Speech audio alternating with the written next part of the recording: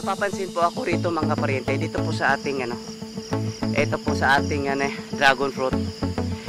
Ito para po mahiwaga po itong dragon fruit po natin mga pariente. Kung napapanood po yung huli po nating video at yung huling video po natin dito po sa ating dragon fruit, talagang ang papangit po ng ating dragon fruit mga pariente nung araw. Pero nakapagbigay pa rin po siya ng mga bunga. Pero ito may napapansin ako, medyo sumisigla po sila ng bahagya mga pariente. At yan naman po hindi ko maintindihan kasi kung saan napakasukal po yung area po niya mga pariente. Kung makikita ho ninyo, napakasukal po kasi hindi po ito na nalinis.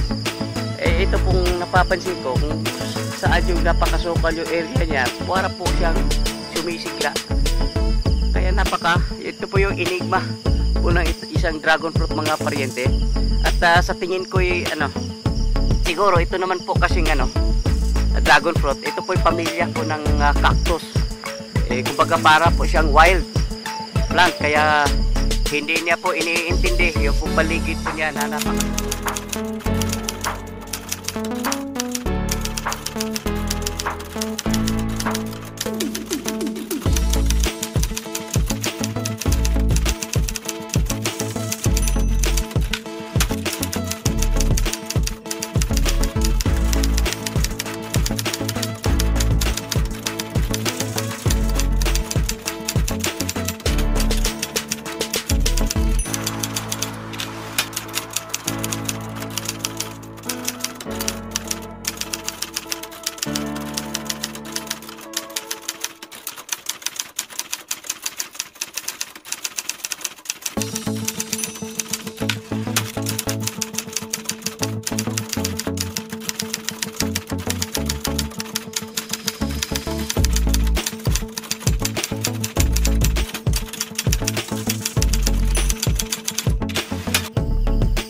mga pariente, isang malamig na umaga.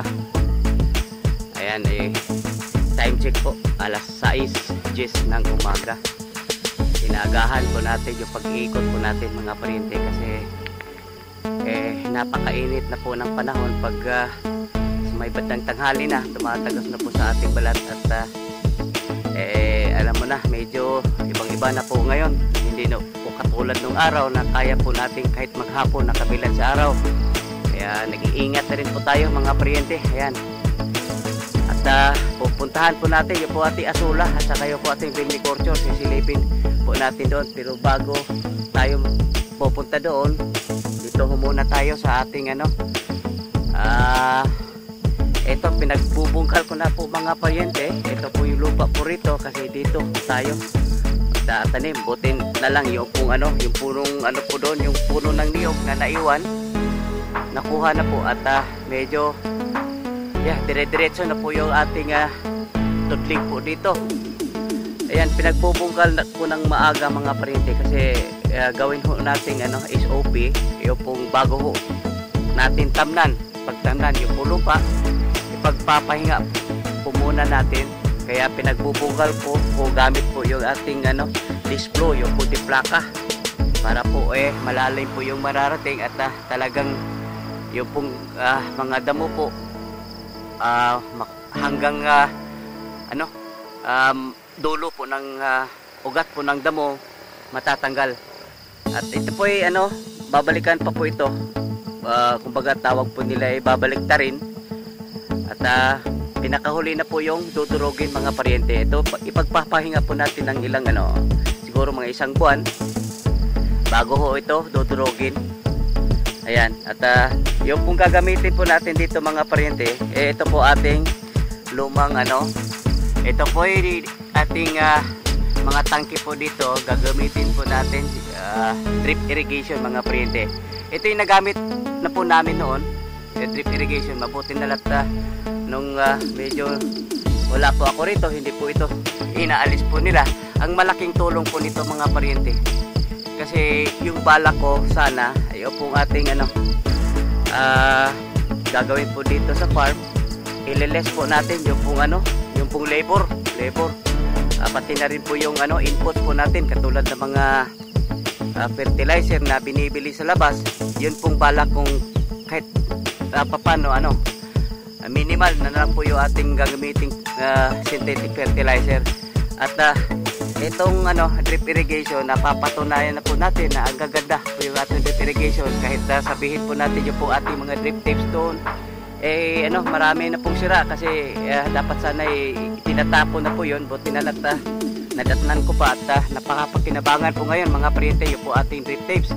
At kahit papano gumagana din naman po siya, at yun po yung gagawin po nating standard po rito. Ayan, yung pong drip irrigation para ho makakatipid po tayo sa labor ng tao. Ayan. At dito po pag po tayo dito, pag ito'y nahanda na, hindi ho ito masyadong malaki, pero pwede na po ito. Ayan. At pupuntahan po natin yung po ating asola. Kasi medyo sa ngayon natapos na po yung inaayos doon sa kabilang farm, at tututok na naman po tayo rito sa ating dito po sa Eco Farm. Ayan, at isa rin po yung kahit papano yung pong ating livestock, yung pong ating free range, bubuhayin po natin yung po ating asola.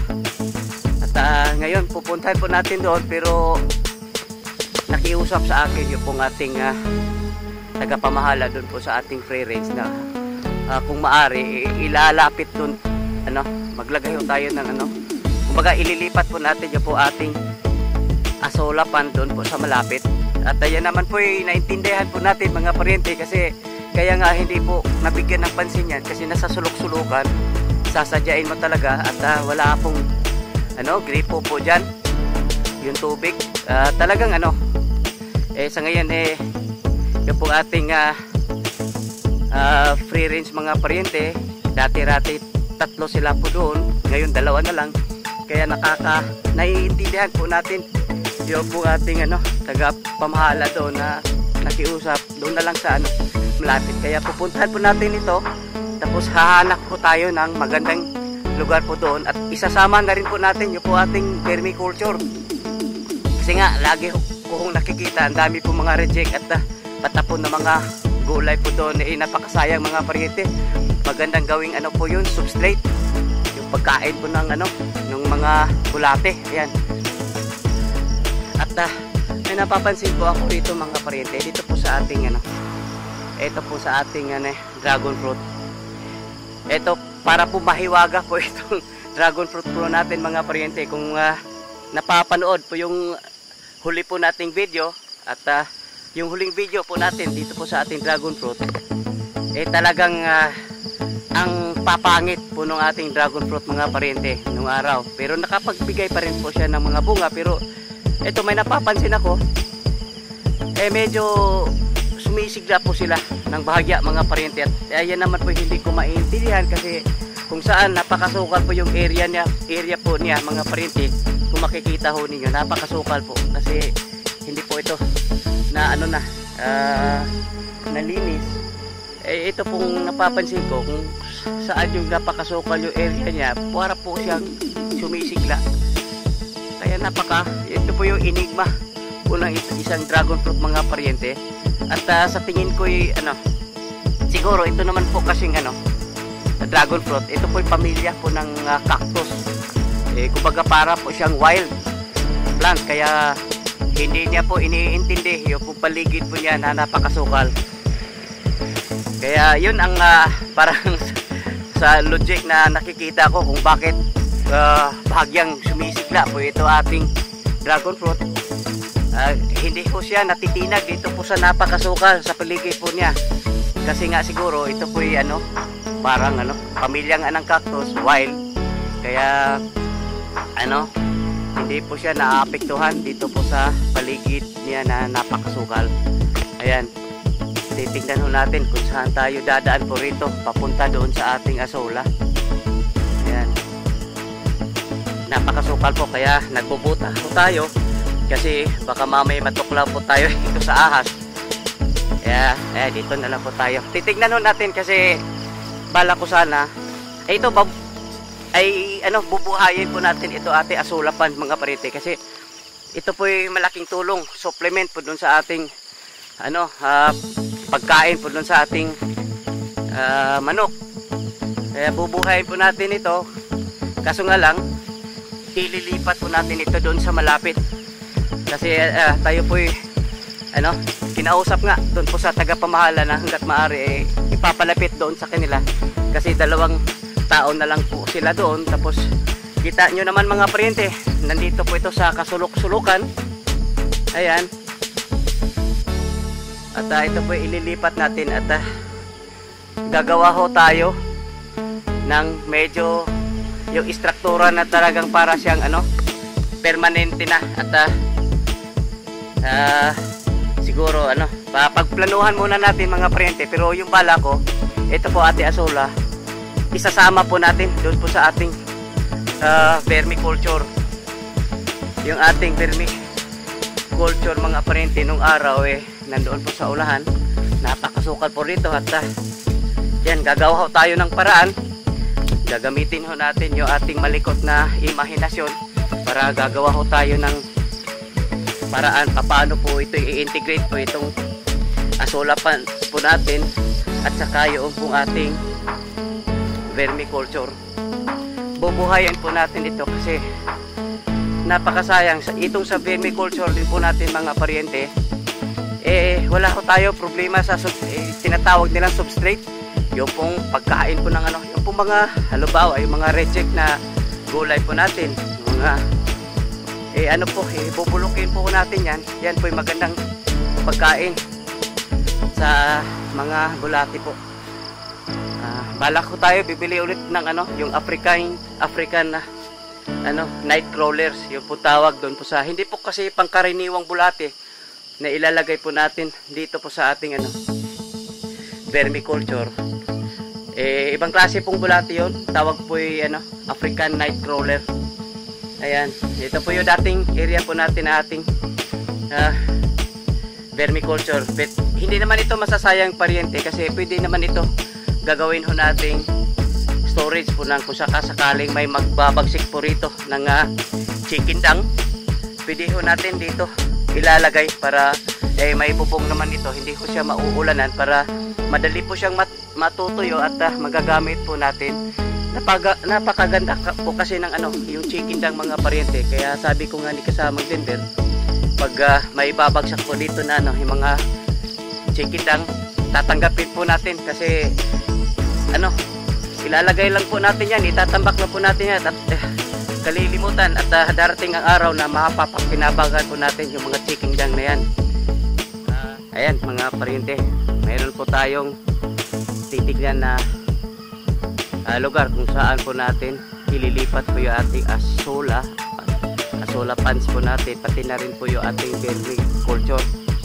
Mayroon po ako nakikitang ano po doon po sa loob, yung ginawa ho nating marketing pen. Kasi dito ho banda mga paryente, hindi po natin pwedeng ano, dito po tayo maglalagay po ng asola pans kasi may dumadaan po kasi rito yung mga minsan yung sasakyan, tapos nakaka-istorbo mga paryente.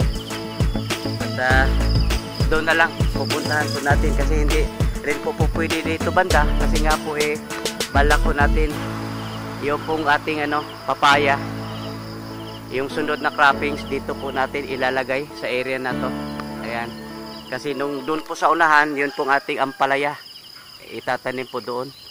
Yan, sisilipin po natin yung pong titingnan ho natin yung pong tingin ko po pwede po roon yung area yung sa ating katabi po ng ating marketing pen mga paryente. Yan, ito na nga po yung ating range area. Yan, umiikot po ako rito minsan, hindi ko na lang naisama sa aking vlog kasi ano, medyo mahaba na mo minsan mga paryente. Ito rin po yung ating nursery. Ayan. At doon po sa unahan, yun po ating may incubator dyan. Sa gilid niyan, yung pinakadulo, andun po yung ating brooding area. Ito po yung ano, titignan ho nating lugar na mapaglipatan po natin sa ating ano, asolapan. Ito po yung ating marketing pen mga paryente. At kasalukuyan ngayon yung nilagay po rito, yung po mga kal po na ano, galing po sa ating layers. Ito yung mga medyo may edad na at hindi na po productive, kaya ikakal na po natin. At saka mayroon naman po tayong inihandang replacement, kaya kailangan na rin po silang ikakal kasi hindi na nga productive. Tapos siyempre hindi naman po pwede na hindi mo papakainin, kaya dapat ito inispat sana kasi araw-araw ko nagpapapakain. O ngayon nga lang mga parente, wala ko tayong nakikitang itlog. Sabi nga sa tagapamahala po rito, mabuti na lahat may 5 pirasong itlog na makikita po niya rito. Kaya sayang po yung pagkain na ibibigay po natin nila, hindi na po sila productive. Ayan. At dito po mga parente, ito po yung espasyo na medyo tinitignan ko na medyo maganda. Paglagyan po ng ating asola pans, pati na rin po yung ating vermiculture. Ayan, at mabuti na lahat naputol na po itong ano, yung kawayan po rito, kasi ito po yung kawayan mga parente. Ito po yung nakakasira sa ating bubong kasi yung po mga dahon niya ay pumupundo, pati na rin yung tubig pumupundo, kaya madali lang kakalawangin yung ating ano, yung ating bubong po rito. Kaya minsan maya-maya po no, yung ating maintenance nag-ano po rito sa mga tagas po rito. Kaya buti na lahat naputol na yung lahat na ano po rito. Ayan, ito naman po yung ano, yung matandang parte po ng kawayan. Ito po yung mga, kung tawagin sa amin dito, yung guod. Ito po yung gawin po nating poste doon po sa ating ampalaya, yung pong balag po natin sa ating ampalaya. Ayan, balikan po natin itong mga paryente.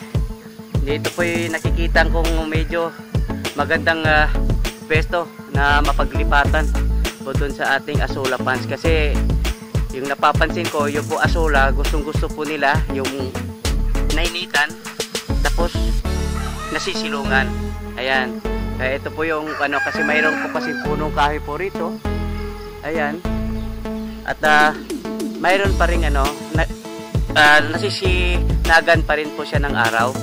At saka higit sa lahat, malapit po dito po sa ating range area, kasi yun nga pinakiusap sa akin ng tagapamahala dito hanggat maaari ano, malapit-lapit, kasi kita niyo naman mga paryente, napakalayo po doon.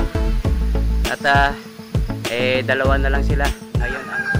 Ito po kasing asola mga paryente, hindi ko rin maintindihan po itong asola kasi nga ano, nasubukan na namin na naglagay po ng pan, kitang-kita po walang ano, hindi po siya nasisilungan direkta sa araw po. Pero ang nangyayari, ano lang siya, lumalago po siya nung umpisa, tapos biglang ano, biglang tumutuyo po siya, nagkukulay kayo manggi, nagkukulay brown, hanggat magugulat ka na lang mga paryente na papalit sa kanya ay duckweed. Yun yung problema ko noon. Tapos mayroon po akong napapanood sa YouTube na ano, yung asola po niya mga paryente, ano, yung flowing po yung tubig na ginagamit po niya, kasi mayroon po siya malapit sa ano, sapa, at saka dinivert po niya yung tubig, dumadaan po sa kanyang asola. Kaya wala nga, hindi ko nga nakikita na bibigay po siya ng abono, basta flowing lang yung ginawa po niyang asola, ay yung pumpan po niya. Ang gaganda po mga paryente. Kaya pinsan itong ano, hindi ko maintindihan po itong ano, asola, kasi para po siyang, mayroon po siyang cycle mga paryente o seasonal. Hindi ko maintindihan, baka hindi ko rin lang alam yung talagang ano, paano aalagaan nyo po yung isang asola. Ayan. Oh, kuan lang sa, ay no, di na kalahat. Okay. Ay, off lang sa na di. Kuan mo guna, kuan kanang mapungan mo dugay, gahi ko yo. Ay na sel, mapungin na sel. Muna dito sa sobrang nas kuan sel. Sobra na dito sa greenhouse. Apa na sel? Ah, sige, sa alang para dili mo para.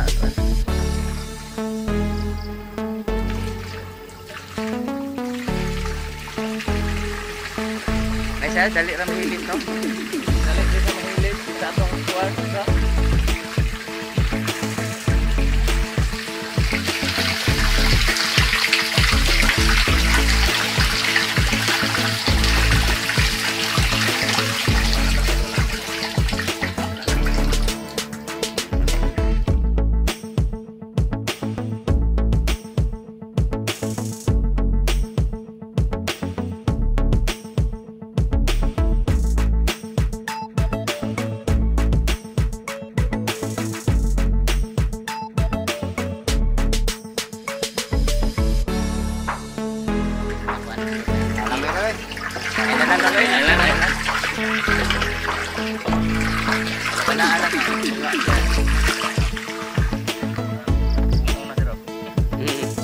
siya, hangin na din ko niya, tubig na itong nauna. Aka na, nagka-apply na rin diha.